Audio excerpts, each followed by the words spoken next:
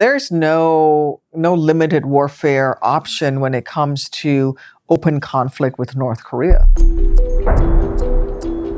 We're talking months of fighting. You're going to see large amounts of artillery, large amounts of munitions dropped from aircraft, from B-52s, B-1s, B-2s. You're going to see a shelling of the terrain on the Korean Peninsula that you only see in the movies from World War II and the Korean War. This is a very brutal, very deadly regime. In the event of a military conflict on the Korean Peninsula, we have a situation where we could potentially be talking about the second, third, and 11th largest economies in the world engaged in a military conflict. The scale of fighting will be greater than anything we've seen around the world since the Korean War, not just on the Korean Peninsula.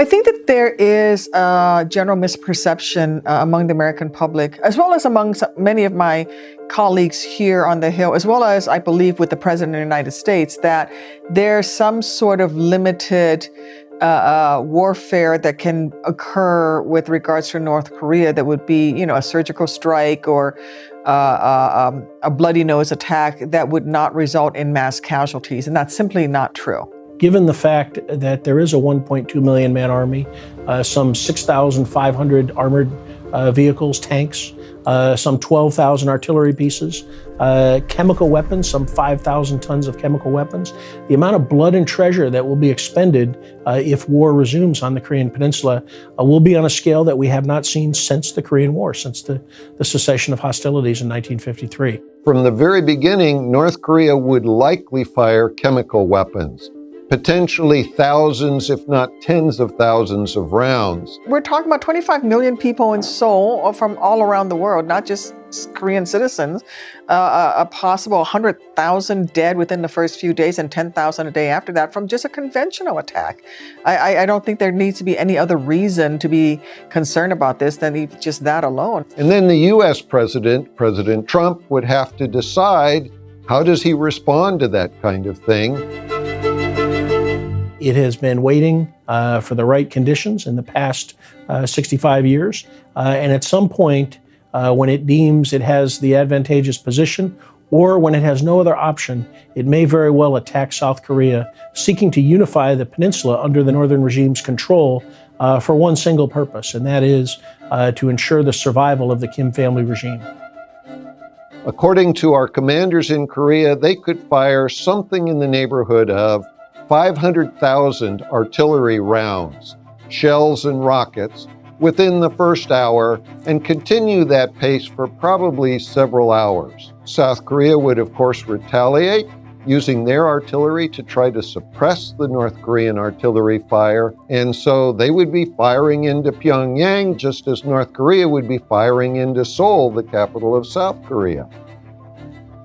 Unfortunately, I believe that North Korea would be more likely to actually use biological weapons than nuclear weapons. One individual or a couple of individuals could deliver a strategic level attack on a city, a densely populated area, and expose tens of thousands or even hundreds of thousands or over 1 million people to lethal doses of biological weapons. They're so potent that one or two people with less than 1 kilogram, for example, of anthrax and a sprayer, a backpack sprayer, could deliver over 1 million doses, lethal doses of anthrax and kill tens of thousands or even over 100,000 people in just one attack. In fact, I think that a military strike will only reinforce the belief among North Koreans that they need nuclear weapons to make sure that they maintain their sovereignty and their independence of action. In the historical literature, we talked about a concept called use it or lose it.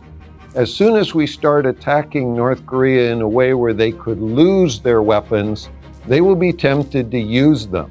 So if we want to destroy his nuclear weapons, he may well start using them so that he can get some utility from them.